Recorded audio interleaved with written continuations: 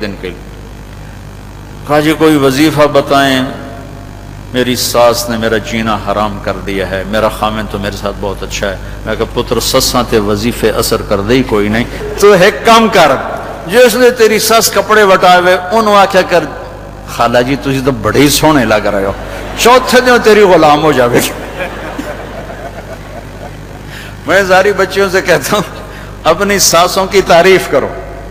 ہمارا وہ سسرالی معاشرہ بڑا ظالم ہے۔ میرے نبی نے فرمایا تمہیں سب سے اعلیٰ درجے کا صدقہ بتاؤں؟ سب سے اعلیٰ درجے کا صدقہ؟ کہا جی کیا؟ کہا جس کی بیٹی کو طلاق ہو گئی، وہ اجڑ کے گھر آ گئی، اس پہ خرچ کرنا سب سے اعلیٰ درجے کا صدقہ ہے۔ جہاد میں خرچ کرنے سے بڑا صدقہ ہے اس بچی پہ خرچ کرنا جس کو طلاق ہوئی اور وہ ماں باپ کے گھر جا کے بیٹھ گئی، چونکہ وہ بھائیوں پر بھی بوجھ ہوتی ہے اور ماں باپ پر بھی بوجھ ہوتی ہے۔ تو میرے نبی نے فرمایا جو اس پہ خرچ کرے گا وہ سب سے اعلیٰ درجے کا صدقہ کرنے والا ہوگا۔ ہمارا معاشرہ بڑا شدید قسم کی جہالت کا شکار ہے، تو وہ کسی کی بچی کو کیسے لے کے چلنا ہے اور بچی نے کیسے کسی کے ساتھ چلنا ہے، یہ ماں باپ نے نہ سیکھا نہ آگے اولاد کو سکھایا کہ گھر میں زندگی کیسے گزرتی ہے۔ ایک لڑکی باہر سے آتی ہے، وہ اپنے سسرال میں جاتی ہے۔ ہمارا سسرالی معاشرہ بہت ظالم ہے، عجب قسم کا ظلم۔ ایک ماں جب ماں ہوتی ہے تو اس کے انگ انگ سے محبت کے چشمے پھوٹتے ہیں، اور جب وہ ساس بنتی ہے تو زہری زہر اس کے وجود میں بھر جاتا ہے۔ کتنی بچیاں برباد ہو، اور ہم چھوٹی چھوٹی باتوں پہ لڑے ہوئے ہیں۔ میں نے سلام نہیں کیتا بس میں بھی نہیں کرنا، میں نے شادی تے نہیں سدیا بس میں بھی کدی نہیں جاؤں۔ یہ ہماری لڑائیاں ہیں۔ اور ہمارے یہ جاتوں میں اصل تھا جی لیک کا چھک چھڑیا، لیک کا اصل جی ہوں مرنے پرنے تو گئے ہیں۔ میں تو آخیا میری منجی نے بھی ہاتھ نہ لاون دے وے، وہ بیڑی بڈھا تو مر گیا حال بھی کاوڑی جانا ہے، ہوں تو کسی نے معاف کر چھڑ۔ یہ میرے نبی کی معاشرت نہیں ہے، یہ ہماری جہالت کی معاشرت۔ 18 برس قتل کے منصوبے کرنے والے سامنے کھڑے ہیں اور آپ فرما رہے ہیں کیا ہوگا اب تمہارے ساتھ؟ انہوں نے کہا جی ہمیں امید ہے آپ کرم کریں گے۔ کہا جاؤ میرے بھائی یوسف نے بھی معاف کیا تھا، میں بھی معاف کرتا۔ جس قوم کو تلوار نے فتح نہ کیا اس قوم کو میرے نبی کے اخلاق نے فتح کر لیا۔ عثمان بن ابی طلحہ سے آپ نے فرمایا مکی زندگی میں چابی اس کے پاس تھی، دروازہ کھولو میں نے اندر جانا ہے۔ انہوں نے کہا جاؤ جاؤ تیرے لیے دروازہ کھولوں گا۔ تو آپ نے کہا وہ کیا دن ہوگا جب یہ چابی میرے ہاتھ میں ہوگی؟ کہا وہ دن کبھی قریش پہ آئے گا نہیں۔ مکہ فتح ہو گیا، دن آ گیا، بھاگ گیا عثمان بن ابی طلحہ، کہا آج میری خیر نہیں۔ آپ نے حضرت علی سے فرمایا جاؤ اسے پکڑ کے لاؤ اور چابی بھی لاؤ۔ تو وہ گئے ان کو پکڑ کے لائے، چابی بھی لائے۔ یہ عباس کھڑے ہیں چاچا، یہ اللہ کے نبی کھڑے ہیں، یہ سامنے دو آ گئے۔ اب حضرت عباس یعنی آل رسول کے ذمے تھا، آل ہاشم کے ذمے تھا حاجیوں کو پانی پلانا کھانا کھلانا، ایک بہت بڑی سعادت تھی۔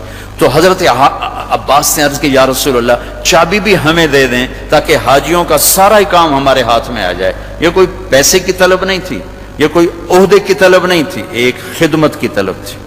آپ چپ کر کے سنتے رہے، کہنے والے چاچا ہیں اور آپ چپ کر کے سن رہے۔ عثمان ہی کھڑا ہوئے، آپ نے کہا عثمان، وہ سر نہیں اٹھا رہا۔ آپ نے کہا عثمان، اس نے یوں دیکھا۔ آپ نے کہا یہ کیا ہے؟ وہی چابی، یہ کیا ہے؟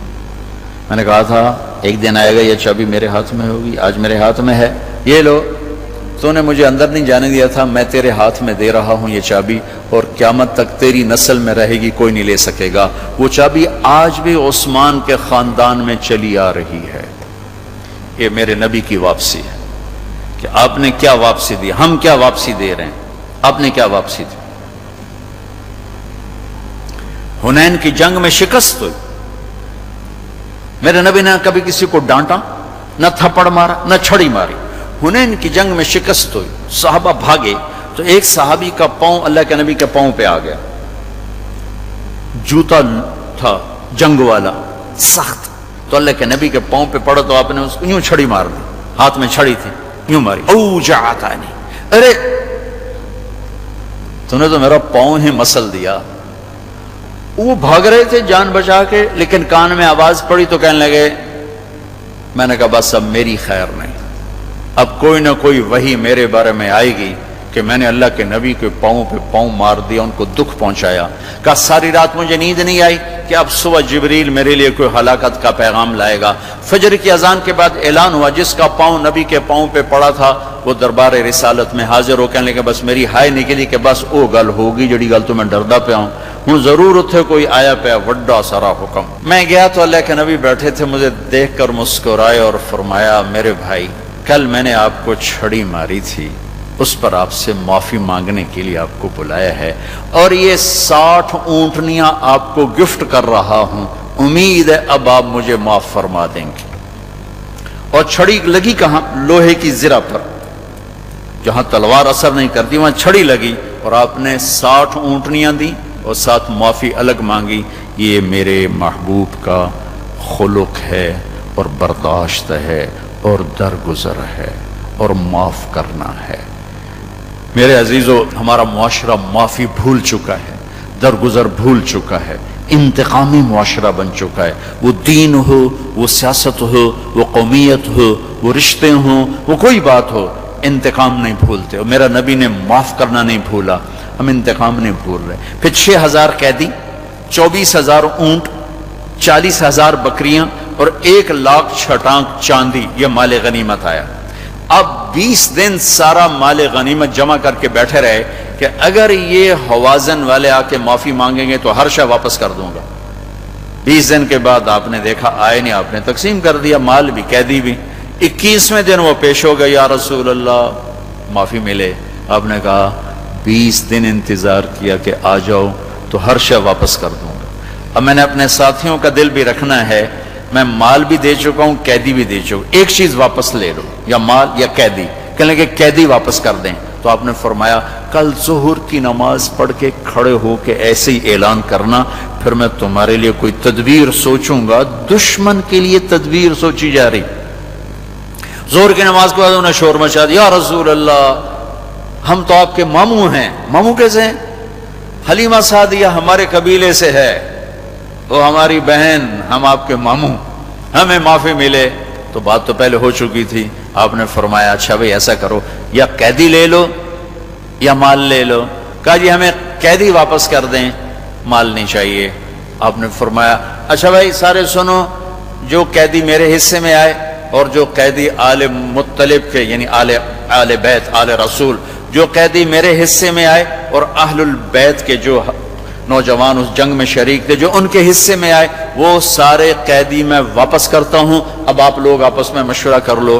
تو صحابہ نے عرض کی ہم نے کیا مشورہ کرنا، ہم بھی واپس کرتے ہیں۔ سارے واپس ہو گئے۔ 3 سردار اڑ گئے، اقرا بن حابس، عیینہ بن حصن، عباس بن مرداس۔ یہ نئے نئے مسلمان ہوئے تھے اور بڑے اوکڑ خان تھے، انہوں نے کہا ہم نہیں واپس کرتے۔ سبحان اللہ۔ تو آپ نے یہ نہیں فرمایا بڑے گستاخ رسول ہیں، آپ نے کہا بلاؤ، تینوں آ گئے۔ آپ نے کہا بھائی ایک ڈیل کرتے ہو؟ کہا جی کیا؟ کہا ہر قیدی کے بدلے میں 6 اونٹ لے لو، قیدی مجھے دے دو۔ کہا ٹھیک۔ تو آپ نے پتہ نہیں ان کے ہاتھ میں کتنے 100 قیدی آئے تھے، آپ نے ہر قیدی کے بدلے میں 6 اونٹ دیے اور قیدی ان سے واپس لیے۔ سارے 6000 جب جمع ہو گئے تو مال غنیمت سے آپ نے ایک ایک جوڑا کا میری طرف سے سب کو گفٹ، سب کو جوڑے گفٹ کرنے کے بعد کہا جاؤ بھئی آپ سب آزاد ہو۔ کہا جی ہم سب غلام ہیں۔ سب نے ایک دم کلمہ پڑھا اور ایمان لے آئے۔ یہ میرے نبی کا درگزر ہے، یہ میرے نبی کو معاف کرنا ہے۔ اور یہی زندگی میرے نبی کی میرے گھر میں تھی۔ اب اپنے گھر میں بھی حضرت عائشہ سے پوچھا گیا اللہ کا رسول کیسے تھے؟ فرمایا ضحاکن بسامن، بڑے ہنسنے والے، بڑے مسکرانے والے۔ اللہ کی